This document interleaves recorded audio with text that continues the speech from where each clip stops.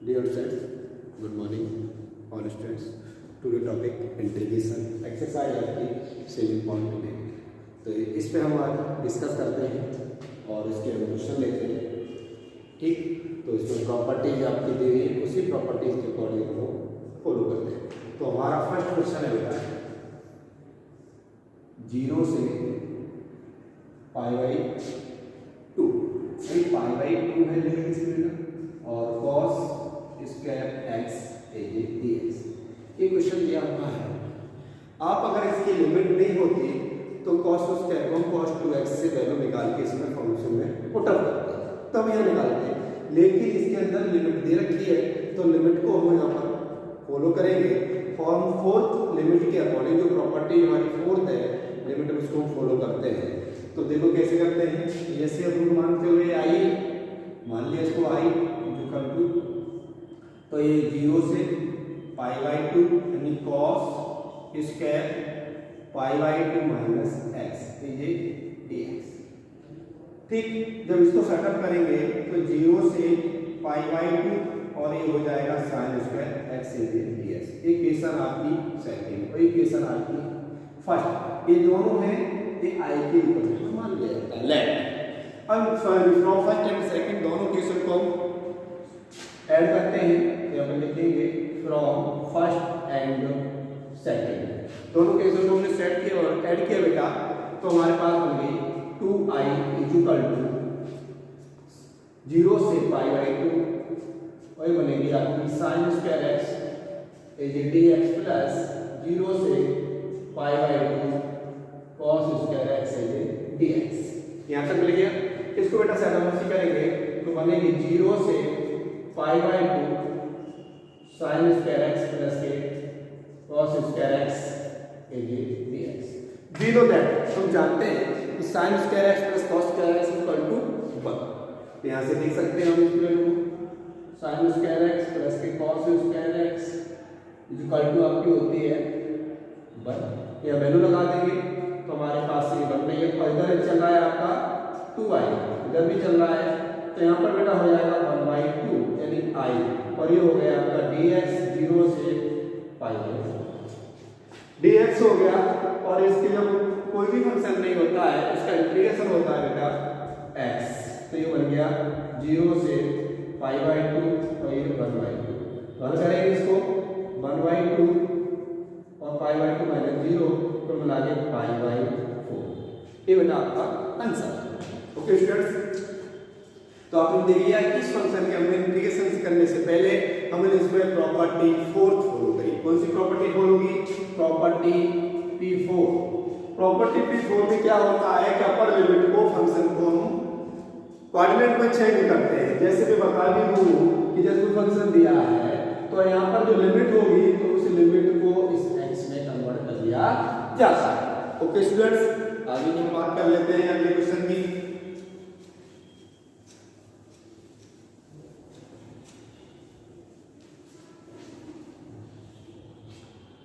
Question number second है इसी तरह पे, इसको भी याद करते हैं। मान लिया इसको भी i मान लेते हैं बेटे।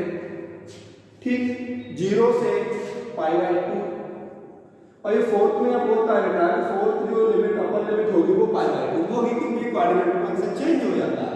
स्टूडेंट्स, तो ऐसे ही है आपका √sin x upon √sin x plus √cos x dx।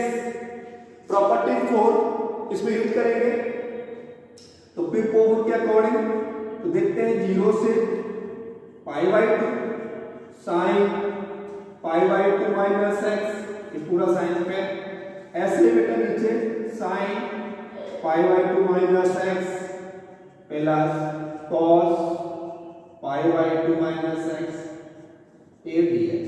नीचे हो जाएगा आपका आई ये चल रहा है तो हो गया ऊपर रूट के अंदर cos x, नीचे भी हो गया रूट के अंदर cos x और नीचे हो गया रूट के अंदर ये sin x dx। 0 से π/2 एक केसन आपकी फर्स्ट थी बेटा, एक केसन आपकी सेकंड थी। दोनों केसन को हमने ऐड कर लिया गया from first and second, from first and second y adding, तो ये बन गया 2y 0 से π/2, हल किया इसको तो sin x प्लस रूट के अंदर ये cos x upon root sin x प्लस रूट के अंदर cos x dx cancel out हो गया। यहां तक हो गया बेटा 0 से π/2 ये dx ये 2y i इक्वल टू 1/2 और ये आपका x और 0 से π। हल करेंगे तो बेटा ये हो जाएगी π/4, क्यों हो जाएगी क्योंकि 1/2 का मल्टीप्लाई π/2 में हो जाएगा, तो आपका आंसर आएगा π/4। ओके स्टूडेंट्स, आगे देखते हैं।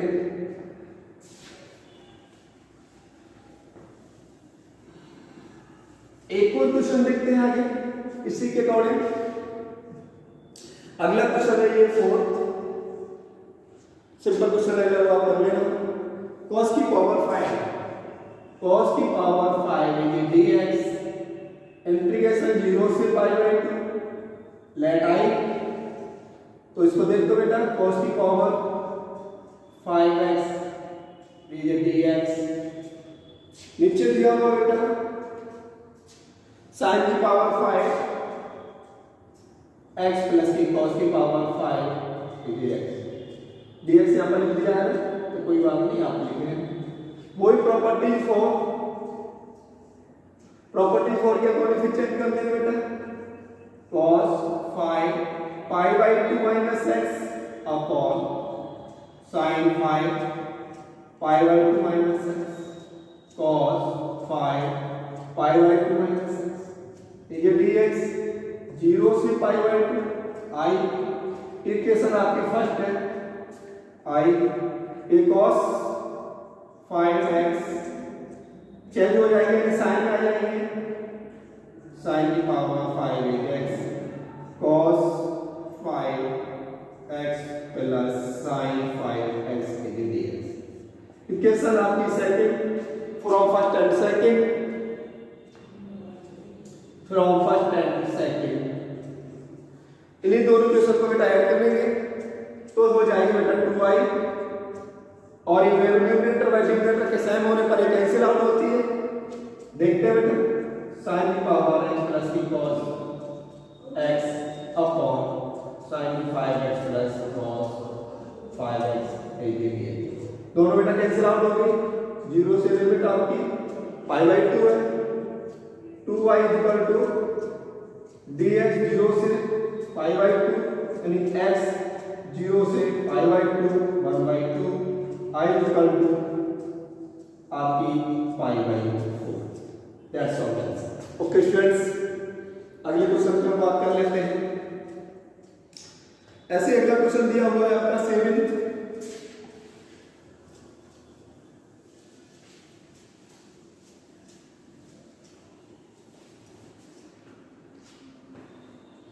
और सिंपल से क्वेश्चन को आप इनको हल कर सकते हैं। तो अगले हम क्वेश्चन 7 की बात कर लेते हैं। 0 से 1 हमारी लिमिट और x 1 माइनस x की पावर ये दिया।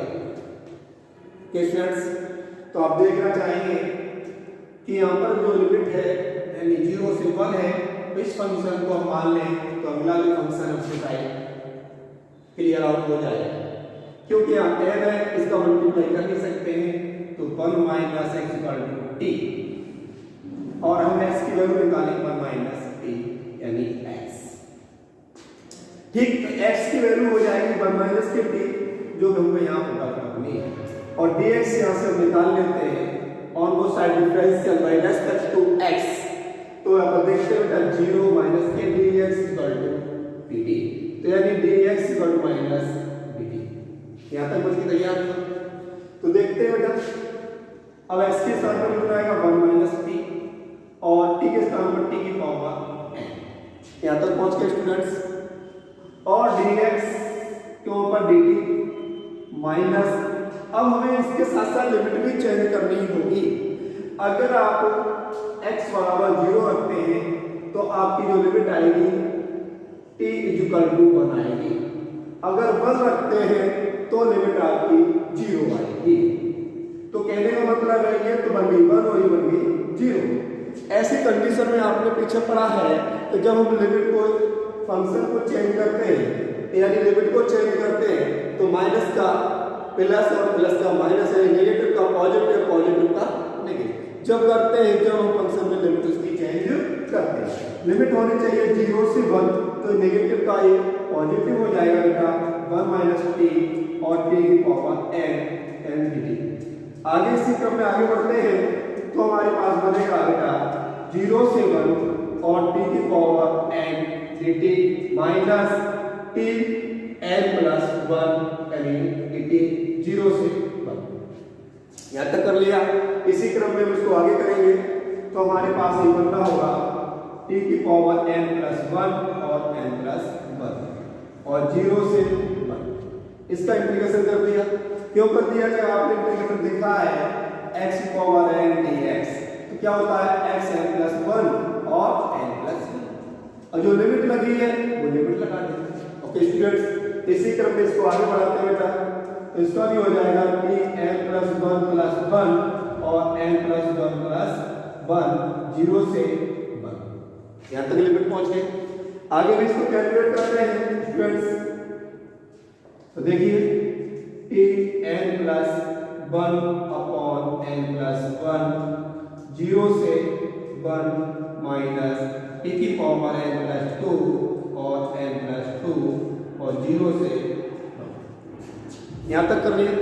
अब हम इसके साथ साथ बेटा लिमिट लगाएंगे तो देखते हैं लिमिट किस तरह से फॉलो होती है। इसके अंदर पहले अपर लिमिट लगती है, उसके बाद हम लोअर लिमिट निकाल करते हैं। तो देखिए अब t की वैल्यू कितनी है बेटा, यहाँ पर लगा दी तो 1। तो यानी सीधी सीधी बात है कि आप 1 के ऊपर n प्लस 1 अपॉन 1 प्लस 1 नहीं यहाँ पर n ही रहेगी आपकी क्योंकि यहाँ पर n है। यहाँ तक लगा दी। उसके बाद आगे बढ़ते हैं 0 के लिए तो देखिए हमें 0 n प्लस 1 और n प्लस 1 यहाँ तक लगी। इसी क्रम में इसके आगे बढ़ते हैं। ये दोनों एक मैथड के हैं, अगले मैथड की बात कर लेते हैं। यहाँ भी कौन सी लगेगी 1 तो देख लीजिए बेटा 1 n plus 2 upon n plus 2 यहाँ तक लगा दिया माइनस अब 0 लगाएंगे तो कुल मिला के 0 n प्लस 2 और n प्लस 2 कुल मिला के ये दोनों ही लिमिट लगा ली। अब इस लिमिट के लिए आप देखना चाहेंगे कि 1 की पावर कुछ भी हो, कितनी भी पावर लगा दो 1 के ऊपर, उसके मान में कोई अंतर होने वाला नहीं है। चाहे आपकी 1 लाख पावर हो, चाहे 10 लाख पावर हो, चाहे 1000 हो, चाहे कुछ भी हो। कहने का मतलब है कि 1 के ऊपर जितनी भी आप पावर डिग्री लगाएंगे उसके मान में कोई अंतर आने वाला नहीं है। ओके स्टूडेंट्स, तो इसी क्रम में हो जाएगा n प्लस 1। अब हम बात कर लेते हैं यहाँ की ये सारा पोर्शन आपका 0 हो गया क्योंकि 0 के ऊपर भी अगर कोई घात बढ़ाते हैं या डिक्रीज करते हैं उसके मान में कोई अंतर नहीं आता है। तो यहाँ पे इसका पोर्शन पूरा 0 हो गया। बात हो गई आपकी। आगे की हम बात करते हैं। ऐसे क्रम यहाँ पर भी है, यहाँ भी आप देखना चाह रहे हैं तो यहाँ पर आपको क्या है यानी 1 की पावर बढ़ रही है यानी कुछ भी लगाओ उसके मान में कोई अंतर आने वाला नहीं। तो यहाँ पर हो जाएगा बेटा n प्लस 2। अब हम इसी क्रम में आगे बढ़ते हैं तो ये भी 0 हो जाएगा तो कुल मिला के सब 0 हो गया। तो हम इसे डायरेक्ट कर सकते हैं इसी के लिए कि इसके साथ n प्लस 2 और इसके साथ माइनस n माइनस 1 और n प्लस 1 और n प्लस 2। ये आपकी बेटा कैंसिल आउट तो कुल मिला के 1 अपॉन n प्लस 1 और n प्लस 2 ये दोनों मान आपके बेटा हो गए। ओके स्टूडेंट्स, अब हम आगे की बात कर लेते हैं। क्वेश्चन नंबर है आपका बेटा 9, इसको रीड करते हैं।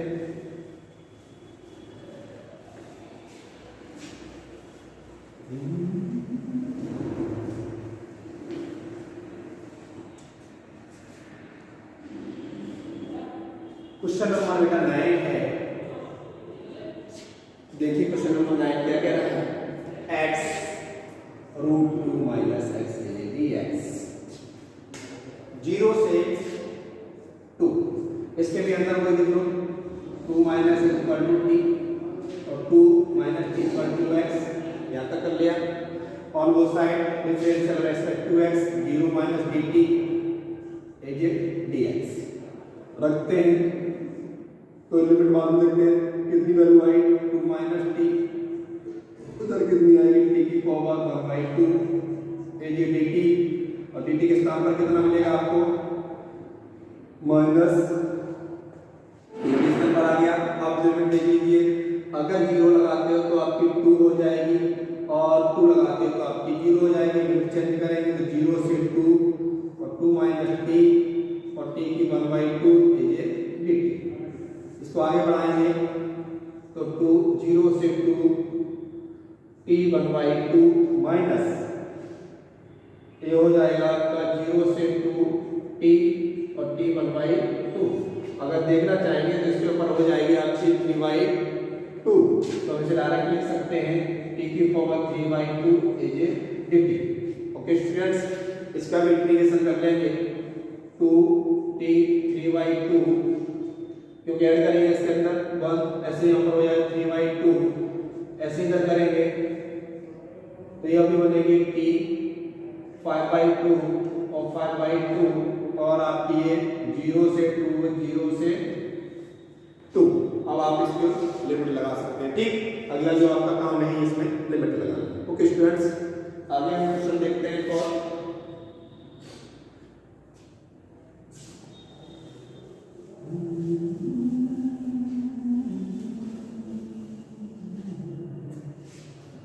अगला क्वेश्चन नेक्स्ट क्लास के अंदर लेते हैं 11 क्वेश्चन। कौन सा लेंगे? ये तो आप कर लेंगे। 17 क्वेश्चन एक अलग तरीके से है, root x upon root x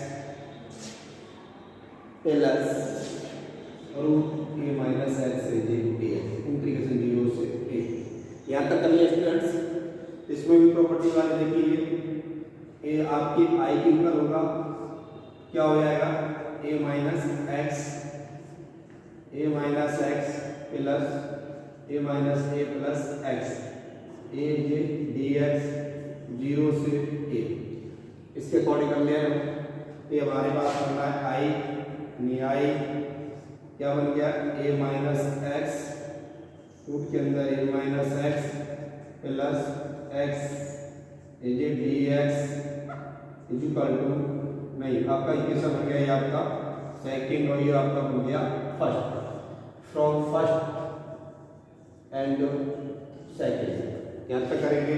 इसके बाद ऐड करेंगे तो root x plus a minus x integration 0 से root x plus a minus x ये d x, cancel out d x 0 से a 2y i equal to 1/2 x 0 से a ऊपर आएगी 1/2 a minus 0 a by. Students, इस exercise के अंदर एक दो क्वेश्चन है, आप लगाना, फिर अगले दिन मैं इसको कराऊंगा। ठीक।